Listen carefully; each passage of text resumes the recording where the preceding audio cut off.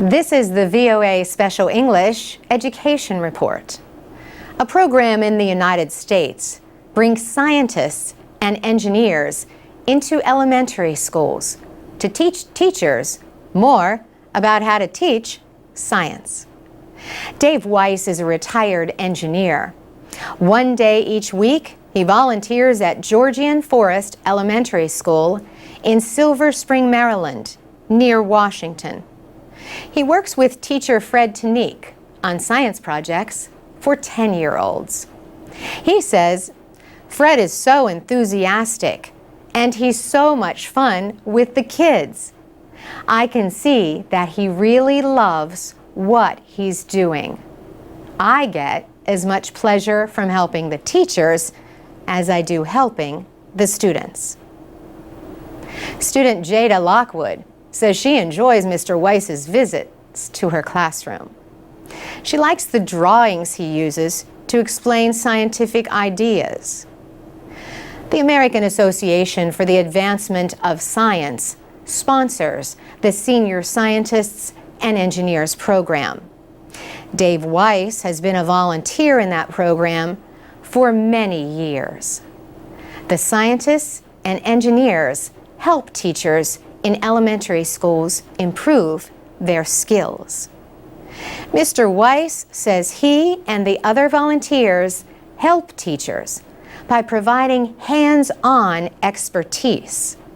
He notes that science is an area in which many elementary school teachers have limited experience. In elementary school, for the most part, your regular classroom teacher is responsible for teaching science, along with reading and math, and if they don't have a strong science background, just by nature, they're going to tend to underrepresent science in the curriculum. Fred Tanique agrees. He just started teaching science classes a few months ago. He says, a lot of times I'll spit out information I learned in the book or things that are part of the curriculum. Dave helps me learn how to supplement that information so that it's more relevant to them, so that it will be more relevant to their work experience later on in life. 15-year-olds in the United States scored about average in science among countries that took part in testing by the OECD in 2009. The OECD is the Organization for Economic Cooperation and Development. But Dave Weiss says he is hopeful for the future. He says he tries to give elementary school students a solid foundation. His hope is that they'll develop a curiosity about what's going on around them. For VOA Special English, I'm Carolyn Persutti. We have more programs at voaspecialenglish.com, where people can read, listen, and learn English with texts, MP3s, and activities. We also offer English lessons at the VOA Learning English page on Facebook. This is the VOA Special English Health Report. Heart disease is the world's leading cause of death, yet most cases can be prevented. Doctors say reducing deaths from heart disease will require not only changes in the way people live, it will also require changes in public policy and better public knowledge about differences in heart disease between men and women. Two conditions, coronary artery disease and microvascular disease, can both reduce blood flow to the heart. Experts at Brigham and Women's Hospital in Boston say heart disease in women is more likely to be caused by microvascular disease. Finding this condition may require tests other than an angiogram. An angiogram is a kind of X-ray test. Doctors use it to look for a buildup of fatty plaque material that can block arteries. Arteries carry oxygen-rich blood away from the heart to the rest of the body. The World Health Organization says heart disease kills 18 million women a year. And these are not just older women. Carrie Vincent had a heart attack after giving birth to her first child at the age of 31. Ms. Vincent is now taking her message to women at meetings in their homes through an organization called Sister to Sister. Irene Paulin started Sister to Sister to educate women about heart disease. Ms. Paulin urges women to learn about their blood pressure, cholesterol levels, and other risk factors for heart disease. Ms. Paulin teamed up with a heart specialist at Brigham and Women's Hospital. Dr. Joanne Foody works mostly on prevention efforts. She says, "The good news is we know that 90% of heart disease is preventable by reducing risk. That means not smoking, and it means controlling or avoiding diabetes. It also means keeping a healthy weight and eating healthy foods. And it means exercising at least 30 minutes on most days and managing or reducing stress." Dr. Dariush Mozaffarian at the Harvard School of Public Health also has other advice. He says people should eat more fish, whole grains, vegetables, vegetable oils, and nuts, and reduce the amount of salt and trans fats in their diets. Trans fats can increase the risk of heart disease. Heart disease increasingly affects women in developing countries. Dr. Mozaffarian places a lot of blame on the global epidemic of obesity. He says people are getting chronic diseases not from eating too much, but eating poorly. And so, in fact, what they're not eating is actually probably mostly what's harming them.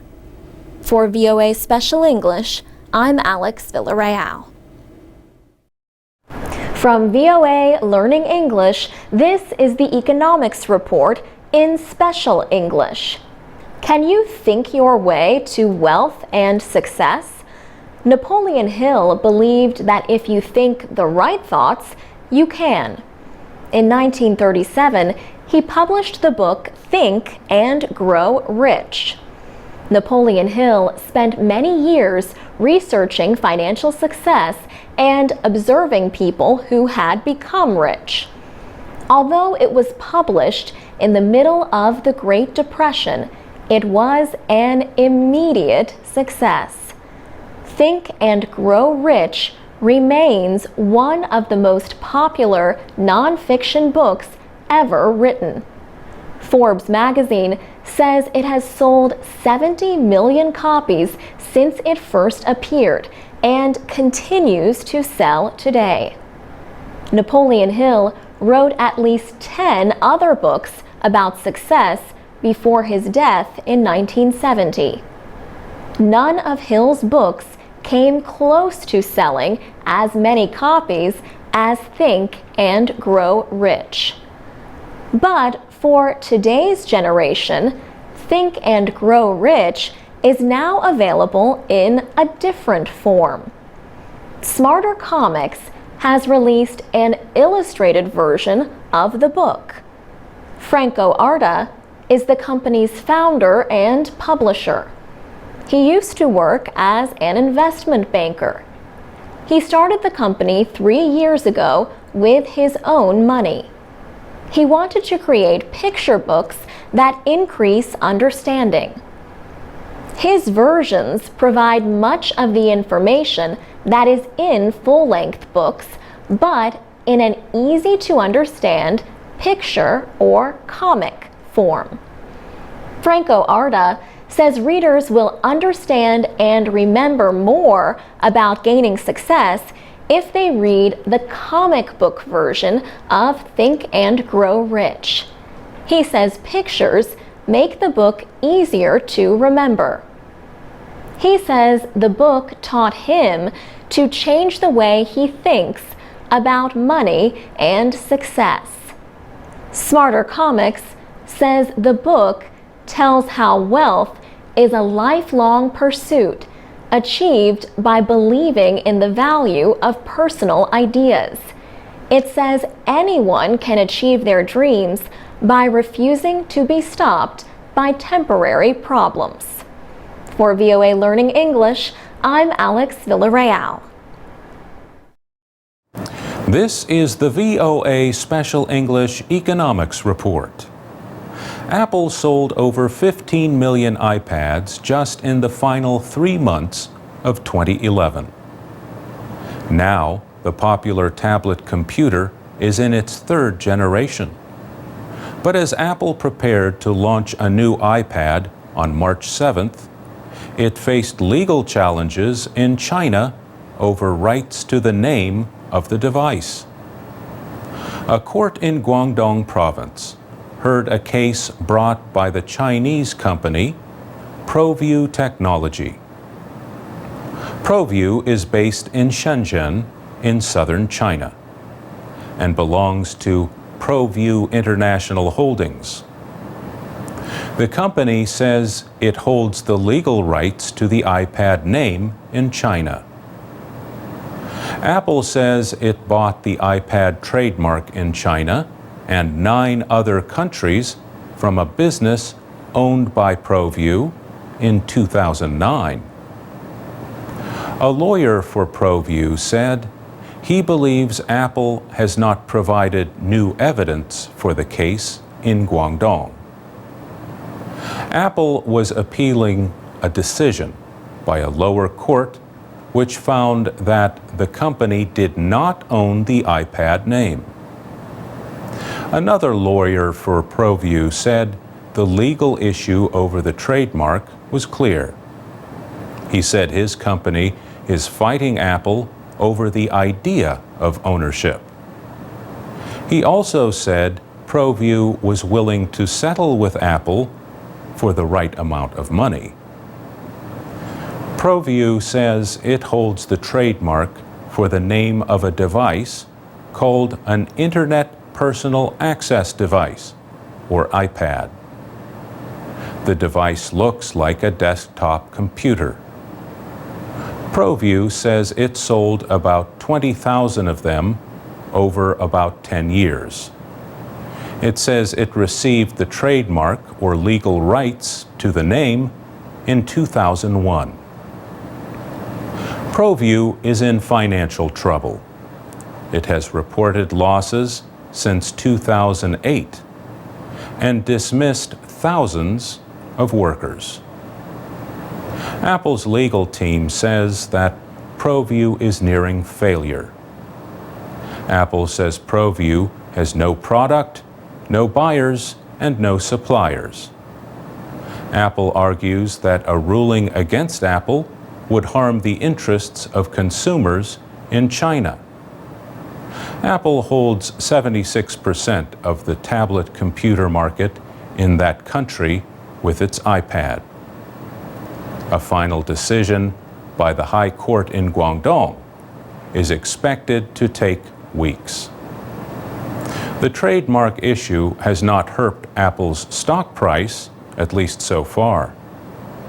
Apple has become the most valuable publicly traded stock in the world, worth about $500 billion. For VOA Special English, I'm Mario Ritter. You can read, listen, and learn English with our programs and activities at voaspecialenglish.com. You can also find English lessons at the VOA Learning English page on Facebook.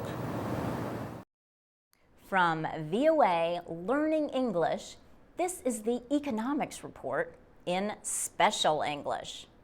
Americans are buying more products and services than ever before through the internet. And the popularity of online sales is likely to spread to other countries. Online sales now represent as much as 1/10 of all retail sales in the United States. Experts say online shopping hit records in both November and December. 57% of Americans have bought something electronically. This has led traditional stores to seek new ways to keep their customers loyal. Store owners worry continuing growth in online sales will hurt their business. Cornell University marketing professor Ed McLaughlin says they should be worried because any products that can be sold online will be. Ed McLaughlin says traditional stores can keep their customers by selling goods like clothing, which buyers may want to see and try on before purchasing. He says the stores could also offer things that are difficult to ship. He says some stores can please customers by offering to set up or repair electronic products. Bill Martin is the founder of ShopperTrack. His business helps stores learn about their customers. He told us that traditional stores offer a social experience that some people enjoy. He says there is still a lot of emotion in the buying decision, and it is hard to get that emotional feeling from shopping online. So there is still a place for brick and mortar stores. Bill Martin says traditional stores can provide goods to buyers faster than online businesses, and some retailers use their websites to persuade people to visit their stores. For VOA Learning English, I'm Laurel Bowman. This is the VOA Special English Agriculture Report. Valentine's Day, February 14th, is one of the biggest days of the year for lovers of chocolate. Americans were expected to spend more than $1 billion on chocolates and other candies for their sweethearts this year. But the chocolate industry worries that prices for its sweets could rise in the years ahead. Susan Smith is a spokeswoman for the National Confectioners Association, a trade group for the candy, chocolate, and gum industries. She says they're very aware that an everyday candy product needs to be an affordable treat. Americans buy more than $18 billion worth of chocolate each year. But keeping chocolate at prices that people can afford may be a challenge in the future. Demand is growing, especially in Asia. More people in Asia are developing a taste for chocolate and have more money to buy it. The chocolate industry worries that supply will not keep up with demand. Cocoa is the main ingredient in chocolate. Millions of poor farmers in West Africa grow about 70% of the world's cocoa. Each farmer has just a few hectares of land, and they don't have a lot of additional capital. They may not have the management skills that are required to actually do a better job. So says Lyndall Meinhardt. He supervises cocoa research at the United States Department of Agriculture. Mr. Meinhardt says these farmers often do not have the money to buy fertilizers that would increase their productivity. And Sona Ibai, with the World Cocoa Foundation, says when the land stops producing, farmers just clear more land. Deforestation in West Africa is largely the result of so-called slash and burn agriculture for cocoa and other crops. Mr. Ibai, a senior technical advisor, says economic forces are not the only problems facing cocoa farmers. Experts say pests and diseases destroy 30 to 40% of the world's cocoa crop each year. The chocolate industry needs farmers to produce more cocoa to meet the growing demand. Small-scale farmers need help to increase their productivity and lift themselves out of poverty without destroying more rainforest. And West African governments want to help an industry worth $8 billion a year. Sona Ibai says all sides are working together to seek solutions. For the first time, farmers, processors, chocolate multinationals, civil society are working to make sure that the cocoa economy in the world is sustainable.